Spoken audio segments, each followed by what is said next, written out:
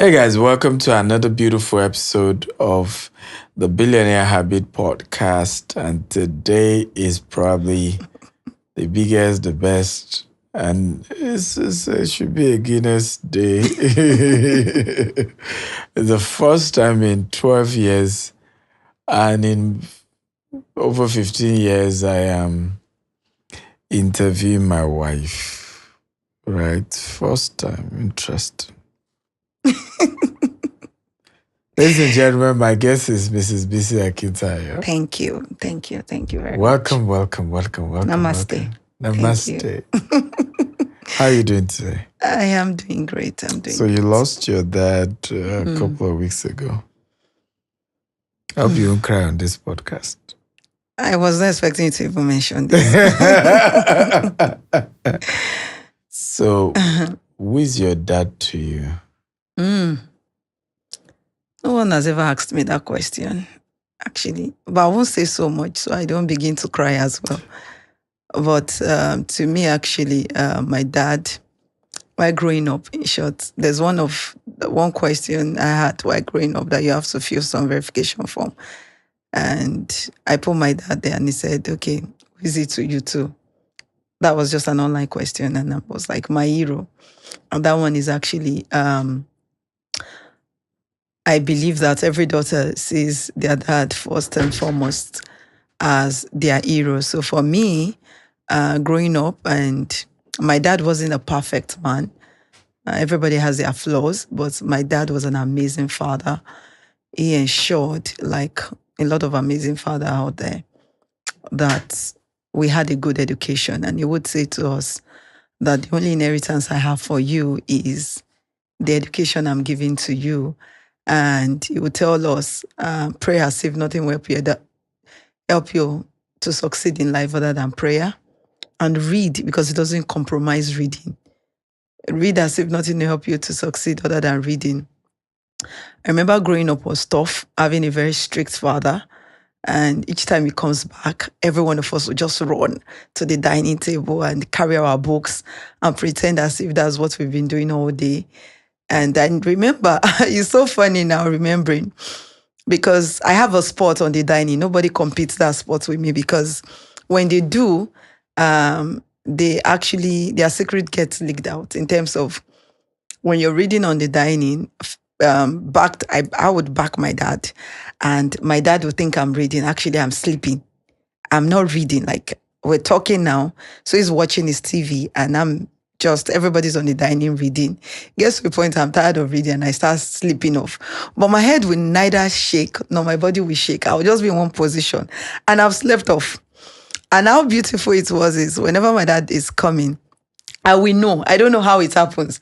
And I will wake up. So any page I'm on, I know the answers. I always open a page when he asks me questions. And he say, you need to look like Bisi for those of them who actually did not get the answers to the questions right.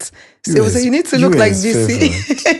Bisi actually knows and studies a book better than you guys. So for me, it was very strict. He's keen on education. Got us several teachers while we're growing up. And ensured we went to the best of schools, except when I chose my school that I wanted to attend. I was the only one that attended the public school in my house because my friends were going to the school. My dad wanted a private school, but I insisted that was the school I wanted to attend, and he allowed me. And like you said, I was his favorite, but I always try as much as possible for him not to say I'm his favorite, because it always causes issues between myself and my siblings. So I'm always trying.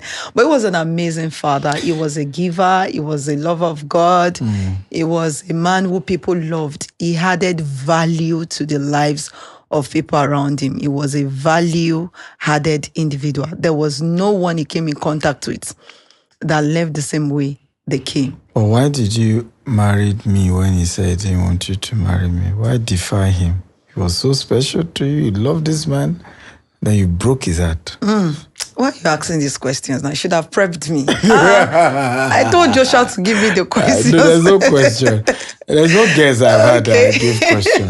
Shebi, this is why we've not done interview in 12 years. Oh my God. Okay, why did I choose this dark chocolate skin man over my handsome dark chocolate handsome man. Remember, you're my dad now, so don't let me say any word that will be used against me in the court of law.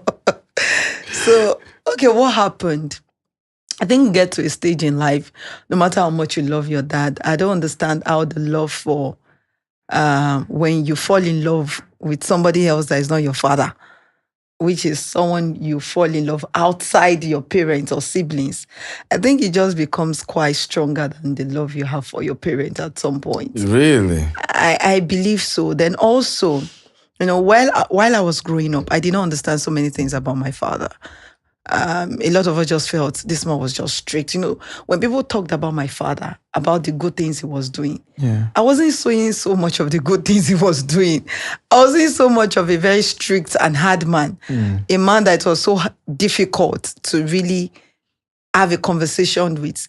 Sometimes you crack jokes with us and we are like carrying this stern face, It's not even funny. And my dad would be laughing and we just expect, because it was just extremely strict. When I say someone is strict, it was very strict. It was until I got married and I had kids. That was when I understand how it is to be a parent.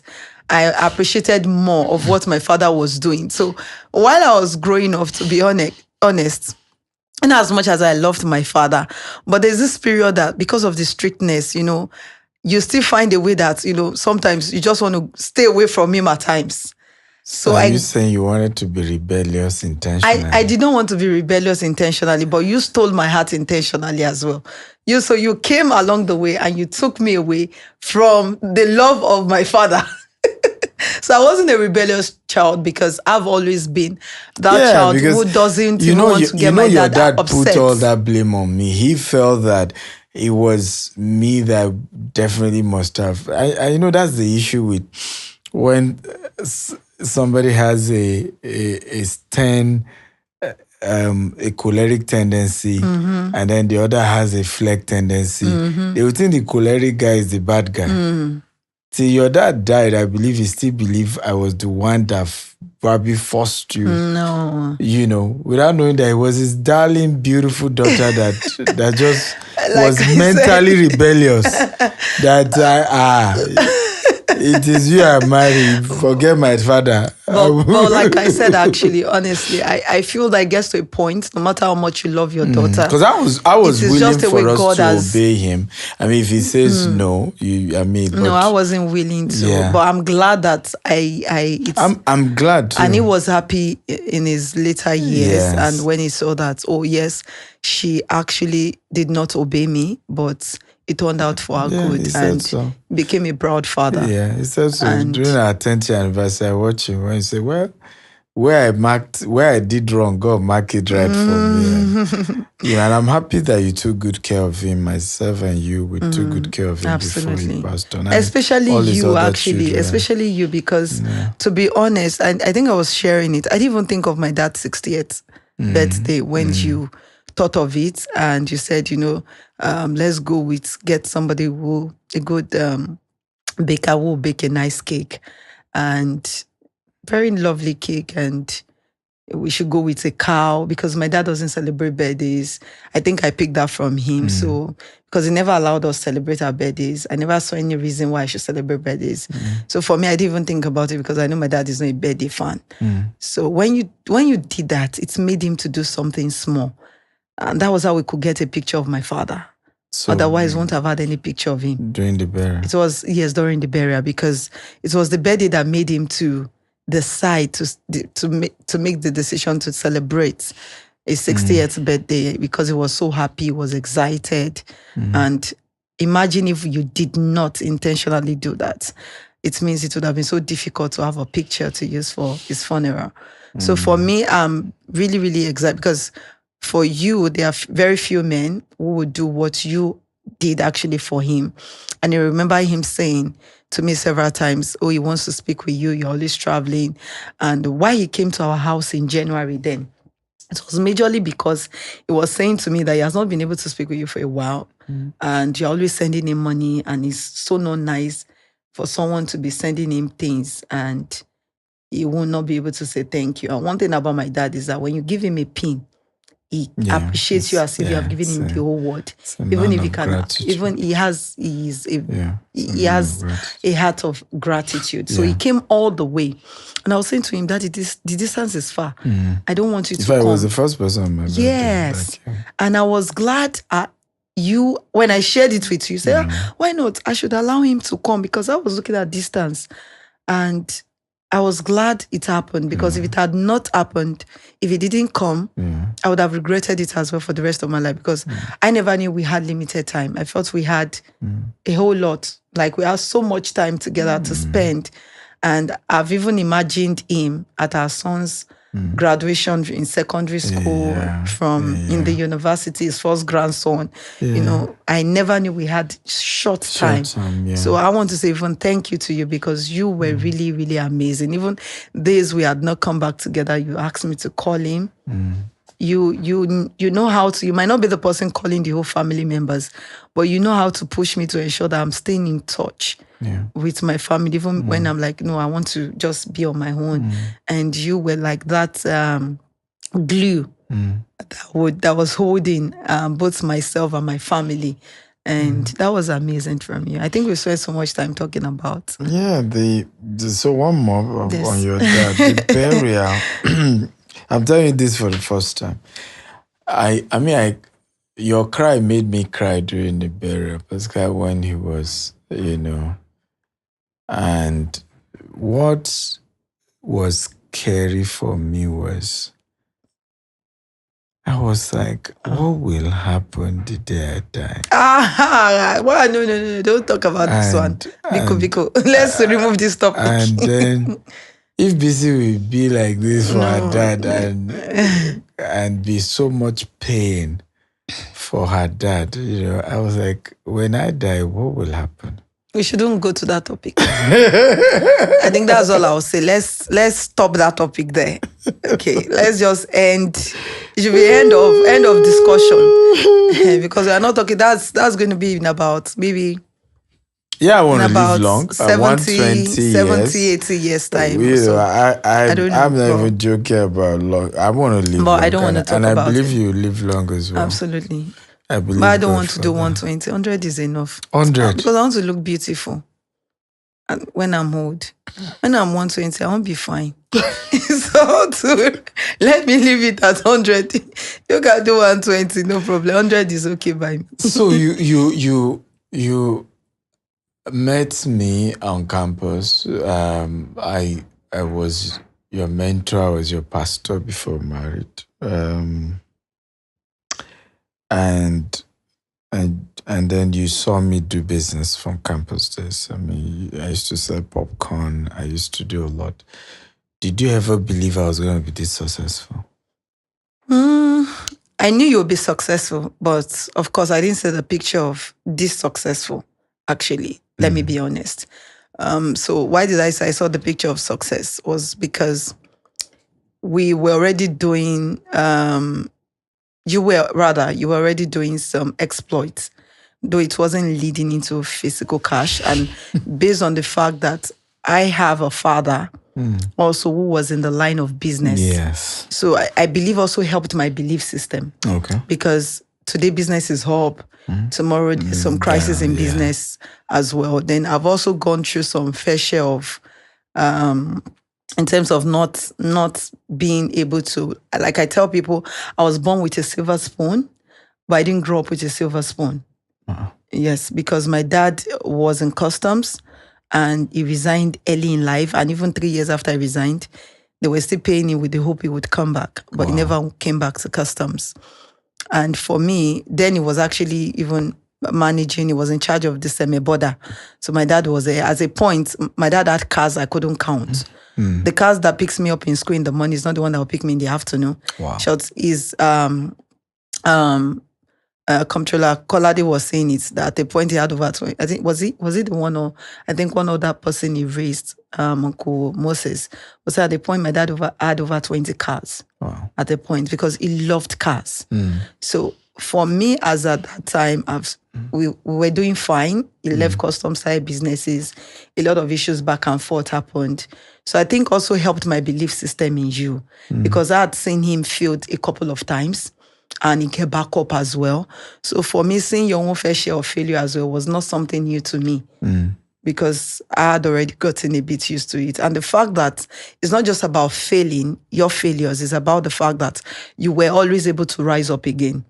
And you've never seen your failures as failures. You always embrace your failures as a new way to learn new things. So you learn new things and you learn new things. That's the way you've seen failures. I think that also helped me because I remember days whereby we've incurred losses in terms of our popcorn business. And I'm doing analysis of, God, we've incurred losses and you're telling us that we should go out on a date. I said, Bao, how will I go out on a date with you when I'm still looking at the fact that we still have 1 or 2 persons we need to pay? So I couldn't understand that mental picture of you trying to say that, okay, just let's go out to take ourselves out of the mental picture of the debt we have so that we'll be able to strategize on how to pay for this debt more easily. I don't know how we paid for them, but I know we later paid for them. But I do not understand how you were wired. But for me, I believe strongly. Actually, I did not. And the fact that you never allow it to tell on you, me, the whole world will know. I encountered losses. In short, the person beside me would also get my transferred aggression on him or her. So for me, helped me actually in a big way. And the fact I saw your vision board as well. Yeah. Your vision board, you didn't have money in your pocket. You had the vision board that shows that you'll be speaking with white guys. You'll be traveling all over the world. I think it was about 2 or 3 years later in marriage, I saw that vision board. I wish I was good with the phone, then I would have taken a picture of it. I don't know how we lost that vision board. Yeah. I saw it and I discovered that your 1 million naira you wrote, you have passed 1 million. Then you only had 10K in your account. Yeah. I discovered that apart from the 1 million as well, there were a couple of other things. You said speaking engagements. Yeah. You were a local champion of speaking in Agoiwe, and you became like a semi-local champion. Now you now became a big local champion as at that time. You had not traveled. Before you now became a global speaker. Before you now became a global speaker. So and you there was pictures of different countries. Yeah. You were traveling to. So for me, it's made me believe. And also, one other thing that made me believe as well was I had a Muslim friend that was like my childhood friend. Her name is Miriam. Coincidentally, my Muslim name is Miriam as well. So I used to visit her home and I saw the way her mom believed so much in her father. Yeah. Even when there was nothing. And they shared the story with me when there was nothing. And she would tell us so much about Bisi, when you want to get married, don't look at whether the guy has money or not. You can start small and grow big. So she would say all those beautiful things. Alaja would talk so much about those things. So I picked a couple of lessons about marriage from her. She doesn't know, but I picked a lot from her. So she will give us all those advice as a daughter, both of us as our daughters, tell us about starting small, growing big. So those things also, because I had surrounded my life with her and some other people as well, but especially her, it was helpful to help me believe that they were just trying times, but would overcome these things. And I'm glad I actually believed. And I did not look at what was happening then. I remember a friend of mine, not really close to me then, she was even your school daughter, saying to me that I can't get married if my husband doesn't have a car. Because she came to our house and we were going to church with our Legady's Benz and Okada with my son, because I was having a baby. I had a baby already when she came.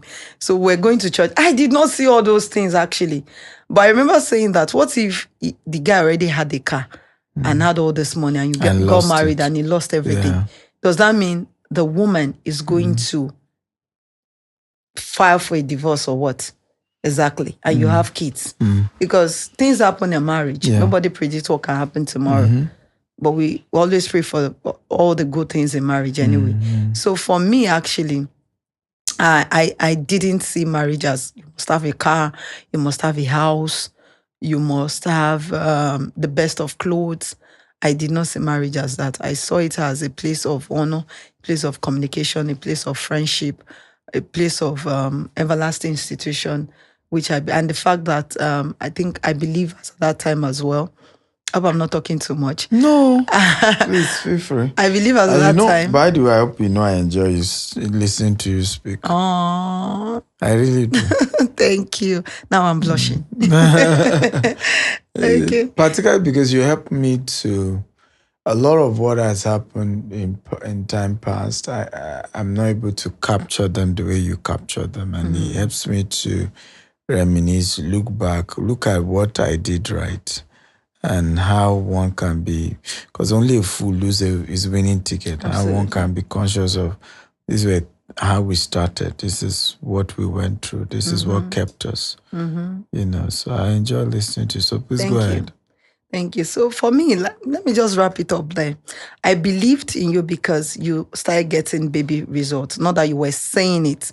A lot of people do what they say it, they don't do anything about it. So I have a vision. My vision is to be the richest man in the world. Yet what I do every day is I sleep 8 hours, 10 hours. In the morning, I'm still sleeping around 10 a.m. 12 noon, I'm still sleeping. And I want to be the richest man in the world. Yes, that person will be the richest man in the world. But in sleep, that's the way the person will be. But for you, 6 a.m., business meeting, as students, not that we already have gotten married. And so it's a different thing if you were not a student, but you were a student as well. You gather other students for 6 a.m. meeting. I can't forget Sixth Sense. Can you remember? Oti Bethel. So you can see how I still remember those things. These are things of over 15 years ago, and I still remember. Because you will take us to Oti Bethel meeting. I, Gabriel Showaniku. Did I get his name? No, is it Showaniku? Gabriel, the one that... Showale, thank you. Showale Gabriel. I can't remember the other people right now, but I remember Gabriel very well. And some other group of people. You take us to Oti Bethel program, events, and we'll have sometimes breakfast meeting with you as well. There'll be programs on campus, speakers who are coming. You ensure that we all are there. So you were just intentionally looking at giving back to people. You just want people to grow.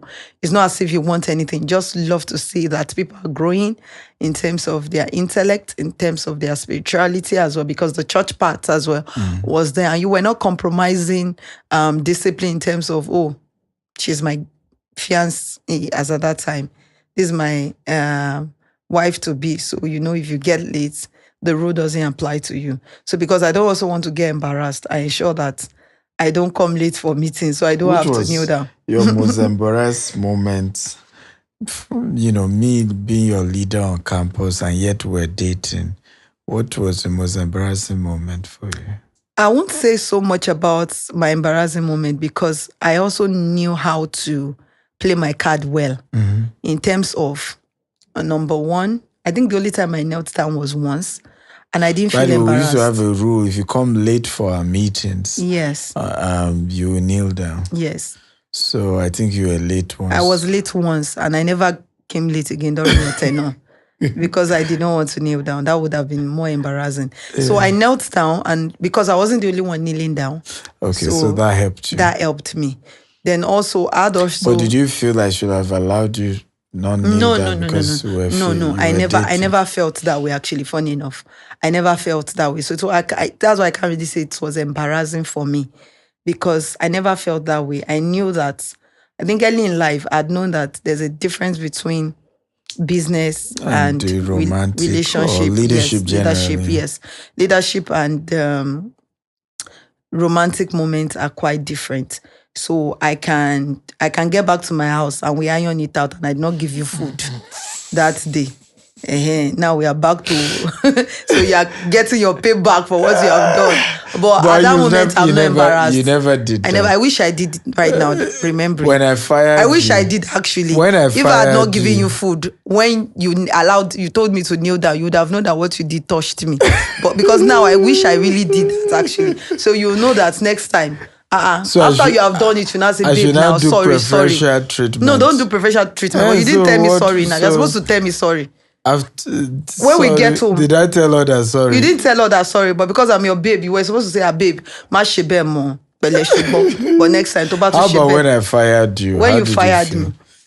This was many years after we were married, okay, right? sorry, I sometimes speak Yoruba because I'm a Yoruba girl. So pardon me for those who don't understand what I just said. Yeah, so when at you some fired point I me, fired you in the company. when you fired me, I didn't feel bad too. Okay. I felt happy. You're a workaholic now. Who won't be happy when you fired them? You fired me. I'll praise God now. You don't know how much of a workaholic you are.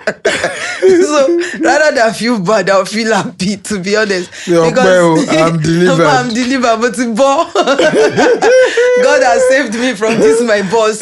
So for me, actually, I was happy because you're a workaholic. I think I worked more then even than now. Yeah. Because then when I was more, because I had a baby and I lived my office by 8 p.m., 9 p.m. And I had a baby that I was breastfeeding. That was my last baby. So you now fired me. You now think I'll rejoice now. I was happy. I'll enjoy my life more and sit down and be doing mommy we're in the house. I'm watching Netflix. But for me, I didn't feel any bad when you fired me, like I said. My first son took after you. Enjoyment minister. No, it took after you, actually. No. I don't think so. No. I don't do a lot. I don't go out. It's just that your own enjoyment is coded, but you love to enjoy life. Take your time, I think relax. I love enjoyment in my comfort zone. I chose. Yeah. Yes, we are. He too is like that. He loves to go out. I don't like going out. Boy, I'm not the outgoing person. He loves to take life easy. He loves to take life easy. He doesn't love to take. No hard life. Yes, me, I don't like hard life. Baby girl life, soft life. So now that my father has died, I need to do more soft life. Continue. So that way you can match up to his love. I can transfer and give you all the love which I used to have for him before. Won't you like that? There's no competition. There's never been competition. There's never been. But looking back, do you think being hard, I know I was hard on myself and I'm still hard on myself, as well as people around me. Do you think he helped us we're celebrating 16 years as a company. Do you think he helped the company to grow the way we grew? Let me talk about that being hard first before I talk about if it helped the company to grow. You were extremely hard. You were tough. Short, I think tougher than my father. Really? Yes, because at some point I remember you kept saying that I'm not your dad because I'll start comparing both of you. Yeah, you that's why that this is the same thing my father does. The same man I was saying that, I'm married now. But at the point, honestly, I tell staff now, our staff, that you don't know the Stephen Akintayo version you have now is the best Stephen Akintayo. The Stephen Akintayo that we talk to you and you start crying in meetings. I mean, I know staff that used to cry after meeting. You will talk to them, lambast them like this, and they'll start shedding tears. And like it was as if off the mic, cut the tape. No, I need to talk about this because that version of you, the version of you now, is a refined version. Even for me as an individual, you will talk before you know it. I'm shedding tears, I'm crying, but when let me cry, you talk now. Odeshi, who will send me to cry that you are talking? Okay, I'll talk about how I stopped crying as well. It's a long story. I'll talk about everything. So for me, as at that time, you were extremely tough. You were not sensitive to people's emotions. You were not sensitive to people's emotions as at that time. So you just say it. And it's not a thing about you. It's a thing about the whole Akintayos. They just talk. You say it. You don't know how to miss words. You don't know how to hide words. You say it the way it is. So we're not you don't sugarcoat it. In my family. No, you are not diplomatic in your family. Akintayo, see your in-law. Don't worry, they love me. So they know the truth. Rubbishing all of you in public. No, I'll not take this one. To the world. I did not do that. You are the one. You are the one doing this Thank now. God I'm not the first I did not break it down like this. They love Olori me. Ebi is watching. They love me. When is someone... Brolu, you know that I did not mean it for you. It's him. And let me and Gabriel. Brolu is exempted. Okay. Brolu is exempted. Just you and Gabriel. That's all. Okay. So for me, as at that time, you were not sensitive, very sensitive to people's emotions. You don't understand why people can't get things done when you have done it and you are moving to the next one, and they are trying to give you gibberish story about how it is impossible to get done, and you still get there, you fix everything, and it's not as if you are the only one trying to be the fixer, and nobody else is trying to play the bad cop when things are not going smoothly, and you are the only one trying to fix it as at that time. So for me, then you were quite insensitive to emotions, but you really had worked on yourself, because now you are so sensitive to people's marriage emotion. does. You are very sensitive. And for me, marriage will humble you. For me, as at that time, I remember every time. And when you finish talking and I'm crying, I'll be wondering that, which man did I marry, Seth? You will be telling me that. What have you said? What have you said that I'm crying? That one will not pay me again. What do you mean that? What have you said that is making me to cry? You've said a lot now. And I am crying. Instead of you to say like a romantic husband and say, oh, babe, now, sorry now. Okay, I didn't mean it for this. Because I was expecting you to be that romantic in quotes. But unfortunately, I did not. Expectation. A mental expectation. Now, a baby's crying. You better. I was going to say, what have I said? In short, the crying now is even vexing me. Because imagine you saying this, all those. Only God knows how come I did not run back to my father. I don't know. You couldn't run back to him after you had married me without his blessing. It is well. So you say, what have you said? And you even, babe, I'm serious. Stop crying now. Stop crying. Stop crying. That was you then. So personally, I also knew another thing I needed to do. I needed to grow myself, because I knew that if I needed to grow myself. So what I did was I started growing myself. Yes, I started developing myself, because I was expecting you to change. You were not changing. Yeah. You were someone that could fire somebody on the spot. You came late. Oh yeah, pack your bag. Fired right now. You could fire from fire. I look at stuff. We are doing retreat. We are going to Ghana. You are staying in nice hotels. We will sleep on the floor. Yet you come late for that retreat. You don't fire. I will sleep on the floor. I remember you used my house at some point. People were sleeping. They'll lay beds or something on the floor to sleep, to have retreats. Yeah. And you can imagine how much we've grown now that we are doing retreats and we are traveling out of the country to have retreats and do it in more like a 5-star hotel now. Oh, glory be to God anyway. But let's go back to where I was coming from. So I had to grow myself. Yeah. Then another thing I did is I had to study temperament. I'd studied temperament before I got married. Okay. By the way, we never had any counseling. I hope you know. No marriage counseling. Nobody counseled us. All these 3 months marriage counseling, we didn't do all of that. And God helped us to actually have a successful marriage. For over 3 years. Well, yes, but you know, a lot of people go through all this counseling, all these adults, all those, and we never had all of that. Don't let me digress again. So I don't want to forget this topic.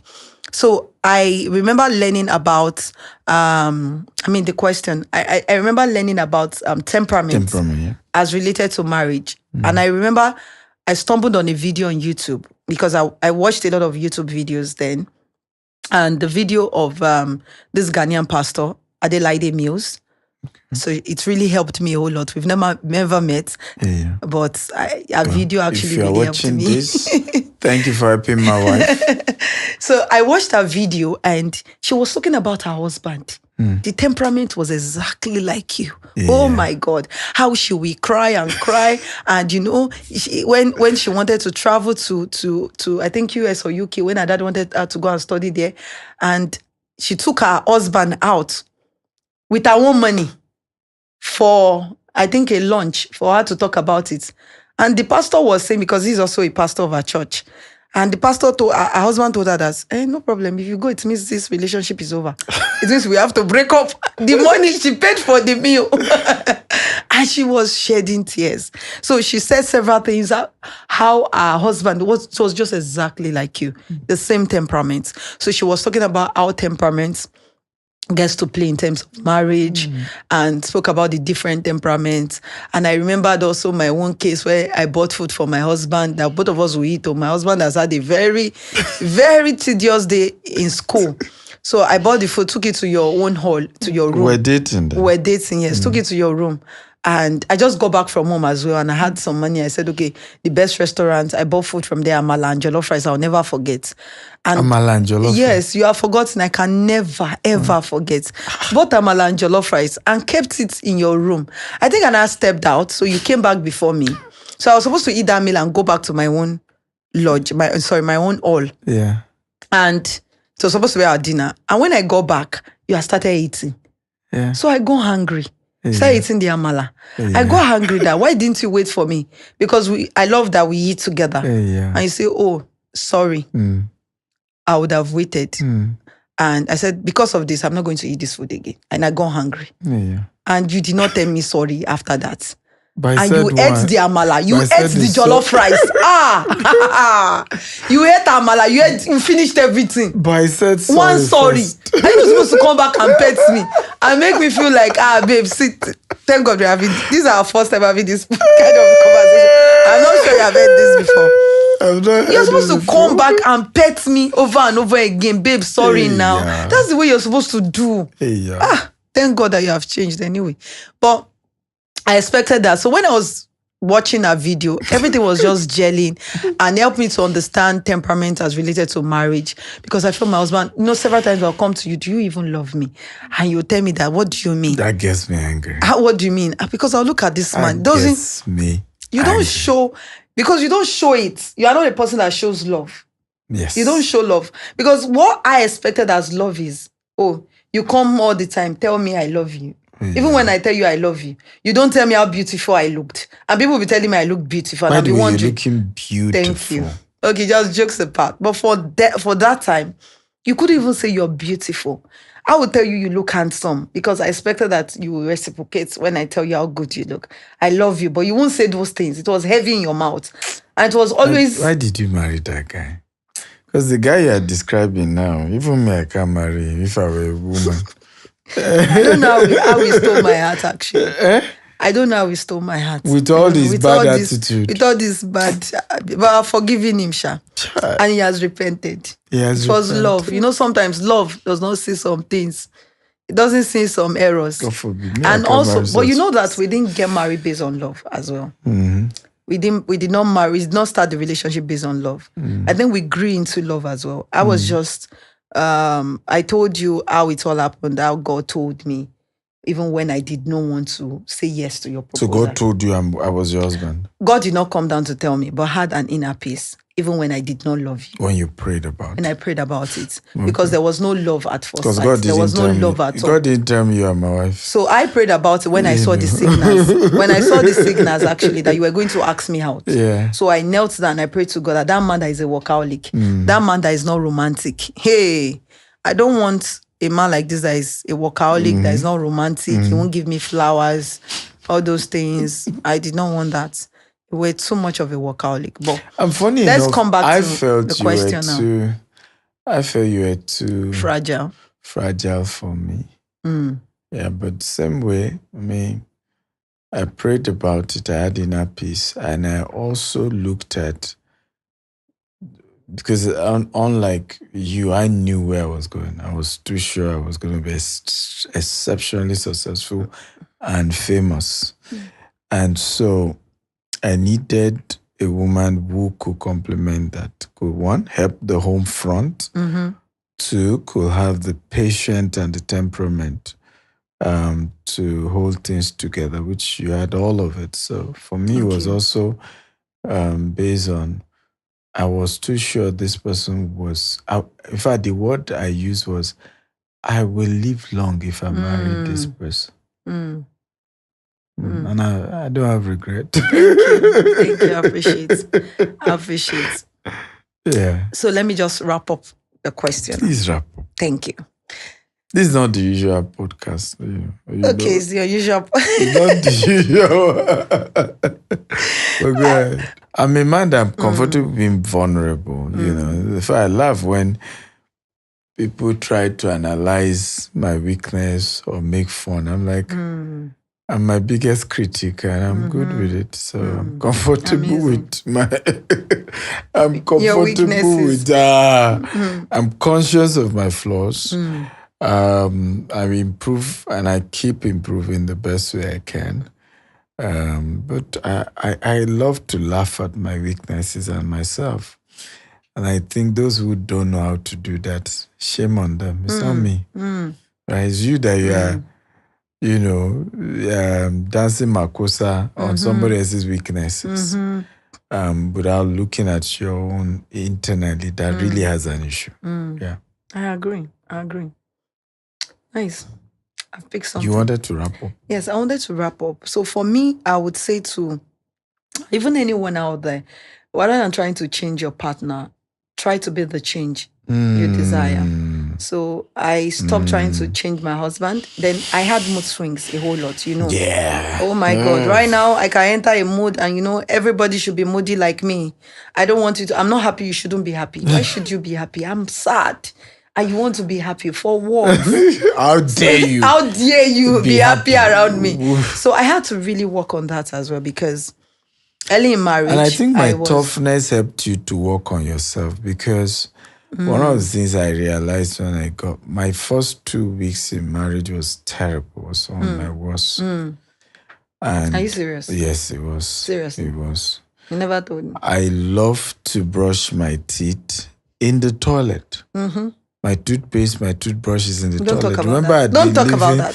Just off the mic. I've been living in that house alone before you came. And then my wife will carry the toothpaste to the kitchen. Who brushed their teeth in the kitchen? Me, as at that time. Okay, for me, let me give you. Let me tell you the reason. I have my reason. I had the way I'd organized. I have my reason. You are the one that did not want to off this mic. Let and we talk about now. it. Okay, yeah, let's I had the way I organized. You have started it. I'll finish I had the way I organized my house. Right, brought you in as my wife. You scattered the whole The home became mine when I entered. Do I argue with you today? No, you don't.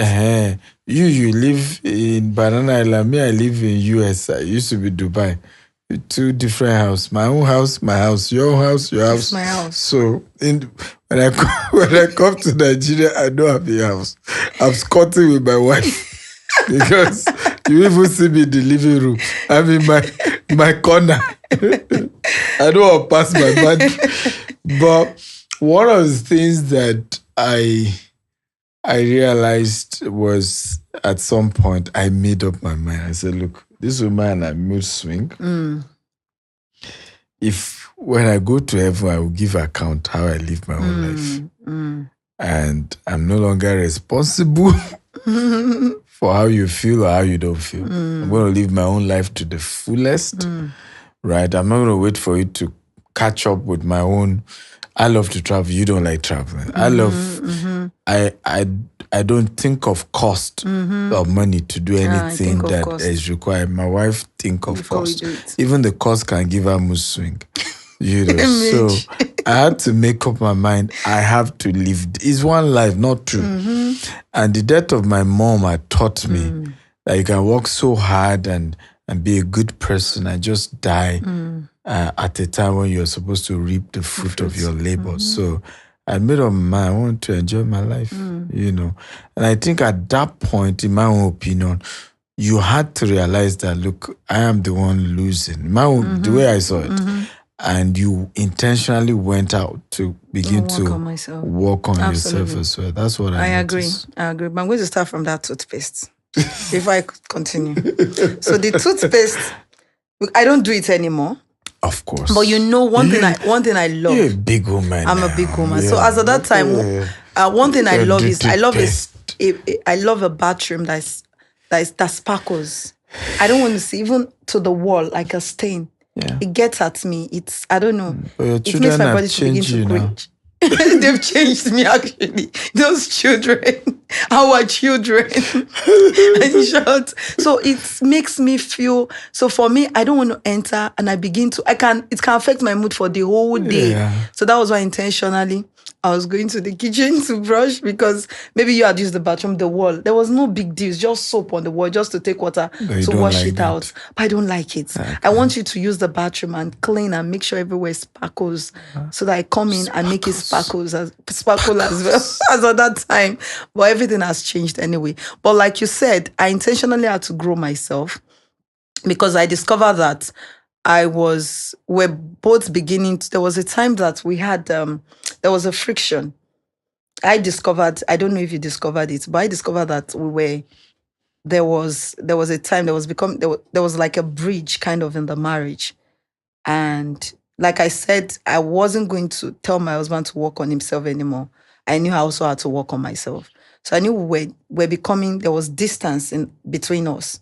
And I knew that the more the distance comes in, guess what? Before you know it, it was just more like the only thing we're doing was just business. There was not much. Yes, we're coming home, but I wasn't feeling, there was no butterfly in my stomach when I see you. There's no butterfly in my stomach right now anyway. But what I mean is that I wasn't just feeling that connection between us. Okay. So I told myself, I had to review myself. I had to write my weaknesses, my strengths. And I looked at the fact that I had a lot of mood swings. And I knew that before early marriage, for hours, you'll be asking me, babe, what is wrong? 1 hour, I've not still told you what is wrong with me. 2 hours, 3 hours, then you stopped asking me. Yes. And I'm still feeling something is wrong. And I feel you should know. And you should be able to detect that thing you did or said yesterday was what affected my mood. And you refuse to know. And how do you expect me to tell you if you don't know? At least you see that my face changed immediately you said that thing or you did that thing.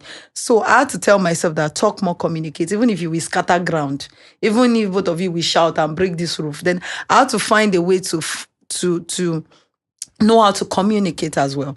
Then sometimes when you say some words, the thing is touching me, the thing is getting me angry. You'll be asking me, why are you laughing? I'm serious, I'm talking. Why are you smiling? That you never knew that was my own therapy to overcome not crying. My own therapy not to overcome mood swing. I did not learn that anywhere, but I just picked that thing up that I'll start doing it. When you're talking, then I block my ears as well. There are some things you will say, I'll just block my ears. I'm not hearing. I'm looking at you. I'm not listening. So I was a passive listener because I don't want those words to get into me. And I'll be smiling and be laughing. And you'll be getting upset that why are you laughing? And guess what? My own mood is fine. My mood is not affected because I know you also will overcome that. Why are you hungry? When we have said it, you have said it, it's over. So intentionally as well, when you come, I started doing things intentionally, like jumping on you, doing so many fun things that you say, babe, you are jobless. I need to work. I said, thank you, I'm jobless. I don't have a job. You say, if you have a job, your subsidiary, how much have you made? How much have you made that you are jumping on me? I said, thank you, I'm jobless in my subsidiary. So I will intentionally try to do those things. And before I knew it, it became a natural. I wasn't listening to you. At first, when I started, you tell me, you are jobless. Me that have job, I know how much result I've brought. If you have enough job in your hands, if your hands is full enough, you would be getting the same result I'm getting. That thing will touch me, then I will stop. I will want to enter my mood again. But later, I don't even care if you say it. I will still jump on you 247. I will still try to tickle you. I'll still try to do things around you. Even if you are not smiling, you don't even smile if you are tickled anyway. So I'll just try to do those things intentionally. And I discovered that all of a sudden I took temperament test and it is telling me I'm a sanguine. I said, I'm not a sanguine. I'm not even close to sanguine. But because I've decided to make myself happy and refuse to allow the things around me to define me anymore, allow your mood to define my mood, allow people in my environment to define, because also people in my environment defined my mood. So I stopped allowing my happiness. And you used to say something to me, babe, I've chose to live my life. It is left to you to either live your life or not. But I discovered when I started living my life as well, I was not enduring the relationship. We're not enduring ourselves. We started enjoying the marriage. I remember we go for vacation as well. Instead of me to be happy in vacation, I'm sad because you have said some words. You can say some word that can touch somebody's marrow. You will say some words and, instead of me to be happy during vacation. Why was your marrow so penetrable? I don't know how you used to penetrate, but you cannot penetrate into my marrow. But your toughness, in all fairness, you're being tough. That's why I tell people that if you know where I'm coming from, you would not compare your wives with me. That's true. Because my husband did a whole lot. He will pay for trainings. He will pay for events. How many husbands really pay for their wives to go for trainings. You pay for vacation for me to go on vacation. I will fight you that those vacations are waste of money. You will insist. You will even tell me you will stay with the kids. You will not, they won't be shouting in the house. And the kids even, it was so difficult for me to detach myself from my kids because I'd surrounded my happiness around you, around the children as well. So you were so intentional and you will stand your ground. Babe, you are going, there's nothing you could do about it. And I'll find myself, I have to be in that vacation, I have to be in those trainings. And those things also, seeing women doing great things, seeing myself as well, being able to train and coach people, mentor people, it also gave me more confidence, being able to earn my money, to buy my own things without having to depend. Please, don't forget. You see, forget this part. Just don't. That's why I did not finish it. So that my words can not be used against me in the court of law. So I don't want to finish this part. Abi, but for me, your toughness really helped me. You make your money so you can buy I did not say that. So you can buy I did not say that. I'm a baby girl. Independent I'm a baby woman. girl. I did not say that. So there's no need Please, for my own money. My lawyer is, I'm going to call my lawyer. My lawyer will defend me. I never said that. So your toughness really helped me to grow up, actually.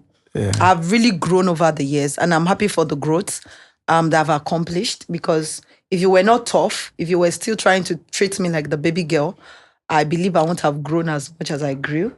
And I'm grateful for that growth, even in the company. And that's why I tell people, whatever he's doing to you, don't think he's being partial with me because I'm his wife. I know how many queries I've received in the company. I know how many times they meet you say, give Mrs. Akintayo your query. Give her query now. Give her query with deduction. So for me, I don't see it as being a bad leader. I see it as being a fair leader, because if you don't do that, there won't be a difference between business and relationship. Staff are watching and they'll say, after all, he's being lenient with his wife.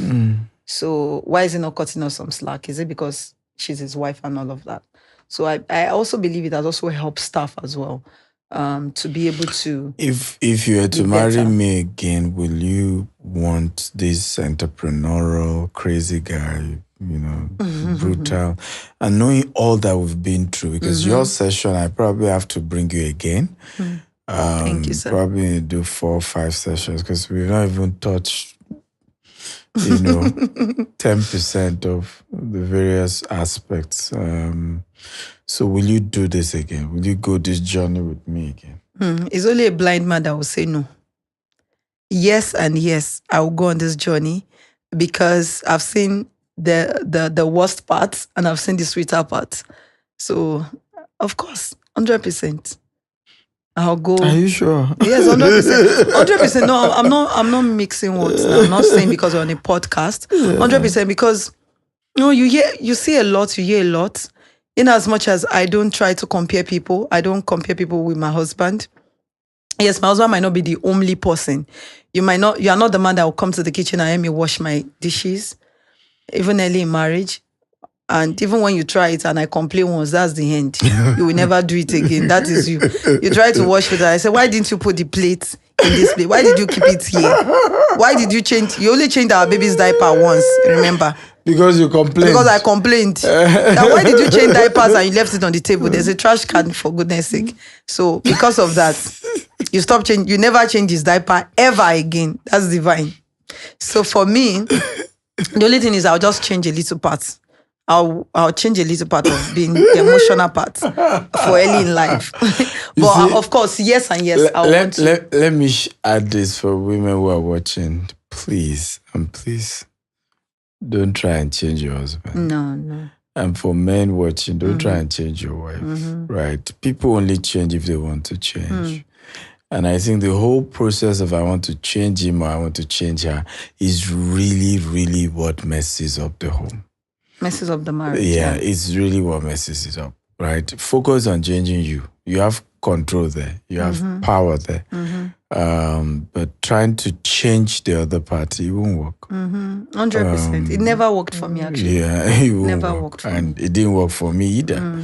Because I think even you, I saw you improve better when I just left you to be yourself. Right, so by yourself, you then saw reasons to want to work. But when I was more after I want to change this, I want to change that. I think this, it just was not. But one more thing is, where did you get your maturity from? Because we've been through a lot and we've never had third party come into our marriage. Though I knew one of our constitution was whatever issue we must resolve it ourselves. You know, our marriage is not like another, so we have to create our own template. I will never intentionally use your weakness against you and vice versa. Those were key things we agreed on doing. But I felt you were extremely mature, even till now, way more than your age. Where do you think that came from? For me, it's the intentionality of the people I surrounded my life with. Even there was this woman, I can't remember her name, when we were on campus. I told you that I never wanted to get married. I hated marriage because my father's marriages didn't work. The first marriage, the second marriage, the marriages around my life that I grew up knowing, I hated all the marriages. So I did not want to get married. So you also surrounded me, made me to surround myself in school then. Take me to some homes, pastor, scheduled to his home, so that you can be married and be happy. Because I felt marriage was slavery, marriage was bondage. That was what I felt while growing up. But surrounding myself with older people who were successful in their marriages, people who actually people who had successful homes. Let me put it that way. I used Miriam's mom, for instance, Alaja. She also was a pivot to that. I have all of the people around, even till date. I don't have young friends. The people I call my friends are not my age mates. They are all older than me. And I see how marriages, how they enjoy their lives. So I don't pick what you do in your home. I just say that this is what is working. So I don't say I want to use your template fully. But I see how they honor their spouse. Let me take, for instance, when we were on campus. I was one of the people that I would never call my husband or somebody I'm dating, brother. Hey, brother. Why will I call you brother, Stevie? I'm dating you. You are my boyfriend or you are my fiancé. But fortunately for me, I was already calling you brother before we started dating. Because we didn't have the intention of dating anyway. There was no plan. So I was calling you bro Stephen because you were ahead of me in school and in the ministry. Then later we started calling you pastor. So when we started dating, it was not a big question of, are you going to call him Stephen? Or are you going to call him bro Stephen or pastor Stephen? So it was a big issue. But I had to ask myself, if you call him Stephen, your friends will call him Stephen. People in church will start calling him Stephen. Why? Because the way I carry my man is the way other people around me will carry him. So I had to tell myself, I had to call him Pastor Stephen or Bro Stephen. So my friends will even call you Stephen. And I will say, no, he is not Stephen. He is Pastor Stephen or he is Bro Stephen. I remember correcting them several times. And I knew that if I wanted them to accord that same respect with you, because they knew I've said a lot I can't ever. So I needed to start respecting their own spouse as well. So I started calling their spouse Mr. So they had no choice because I was giving the same respect I wanted to command, attract. So for me, I learned how to carry my man because I surrounded myself or my life with those people who are older than me. And I learned from the successful marriages. Because I remember one question my dad asked me that I should name how many marriages that I know that were successful. Because he also didn't have a right in marriage.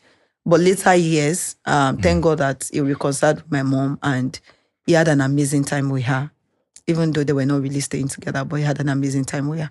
But for me, my maturity came from the people I surrounded my life with. And a lot of marriages are crashing today. Why? Because people are checking social media, partnering their marriages after the marriages of influencers, artists, and some other people they see as their role model. So if they look at marriages of older generation that I've seen, that me I picked from, will never disrespect her husband outside, no matter what. They will always ensure they honor their spouse. I saw Miriam's mom several times, and she never for once. In short, Miriam's mom was an amazing woman. She was even the one bringing the major money in the home. And she would almost kneel down to serve her husband. She would call her daddy, her husband daddy. I did not call you daddy anyway, but it doesn't mean I did not respect you. But all those things actually helped my maturity level. I never heard for once they ever reported their spouse to any member of their family. So they will share a lot with me about whatever happens in the home, 12 years stay in the marriage, home. will you say forgiveness is the secret? Yes, forgiveness is the secret because both of us we are not perfect. Yeah. We are imperfect individuals that came together. So we've had to forgive and forgive. I forgive you a whole lot. Should that forgiveness? I forgive you a whole lot. So I believe that why marriages crash as well is lack of forgiveness. Yeah. Number one, lack of communication and you both agreeing. Yes, you disagree, but you still have to come to a common ground. But a lot of communication has to be involved. And when you notice, we also have to be sensitive when we notice a crack in our marriage. A lot of marriages that die 10 years later or 15 years later did not die that 15 years. It has been dying about 15 years ago. But either party did not make amends to try to bridge that gap. Like, let's everybody do their thing. And before you know, the love keeps dying. Like when I told you that I spotted that also in our marriage, I know I needed to work on myself. I needed to ensure that I'm also an happy individual because you're always carrying a lot on your head. And imagine you're coming back to the home. I'm always sad. I've entered my mood swing. Of course, you want to come back to the house. You won't want to have a conversation with me because she's always moody.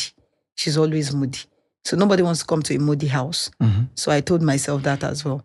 And for the way to every man's heart is not food, like they used to say, you are not a foodie. I'm not. So you are not a foodie. If you have anything being served, you are okay. Even if you have fruit money till night, morning, afternoon, night, you are okay. But just ensure that there's peace. There's peace in the house. There's not too much shouting as well. Peace. There's peace in the house. So for me, that was what helped my maturity. Yeah, I think it's a lesson for a lot of women. The greatest need of a man in his home is peace. He's never going to be perfect, but he wants peace. You are never perfect as well, but Absolutely. Peace.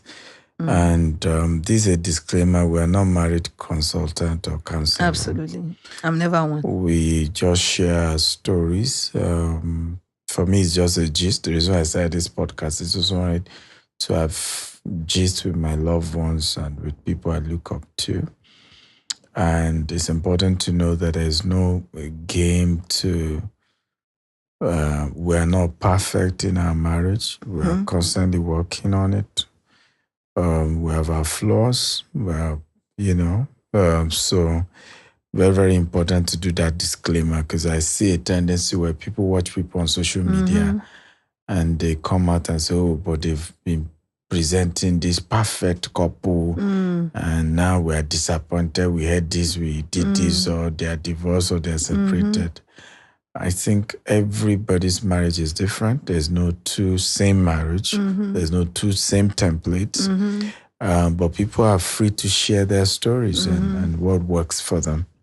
But I think you should actually had marriage counseling too. Maybe later in life because you are good at that actually. I know you can't do it now because you used to do a lot of counseling when we were in school, all those single ladies, and you see this relationship, it will not last. You tell the guy, the lady, the girl will not listen. And after a while, before you know it happens. But I think you should. Then I want to add something as well. One of the things, nobody taught me this. I just picked it up myself. And I said to myself, because we as women by default, we give more honor to our pastors than we give to our spouse. And I know my Bible very well. I don't know this part of my Bible that says your husband is a priest to your house, meaning he's like your pastor. So I said to myself, if I will kneel down to my pastor to greet him, if my husband is my priest, I should be able to do that. So if I cannot give my husband a certain level of respect, I'm sorry, I can't give it to my pastor. That is me. I'm not saying should. Use the same template. I just believe that if my husband is a priest over my home, and I'll respect a priest that is not in my home, that's just a spiritual head, more than my husband, then I think I'm not doing what I should do as a Christian. And I will have, and that's why a lot of women also have issues in their home. They have more, they see their spiritual leaders. And if their spiritual leaders call them now, they can almost be lying down to greet. Yet, when you see your husband, you is. So what exactly? Doesn't make any sense. So you should be able to understand as women that your man is the head. Forget the equality we are all crying about. It's because of, for me, I see it as, I know they'll come after me for this, as low self-esteem. Because if you have a man that is, marry a man that is not, you are not, in short, if I'm more successful than you, you will announce it to the whole world. I mean in business.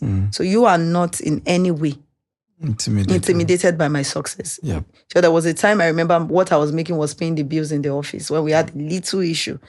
You were even bragging about it. So that's why for women who are not married, ensure you marry somebody that is not, you marry someone that is very, very, very secure, not insecure about his tomorrow, and has low self-esteem. Is very important, and sees your own wealth or your little success as a barrier to his own success.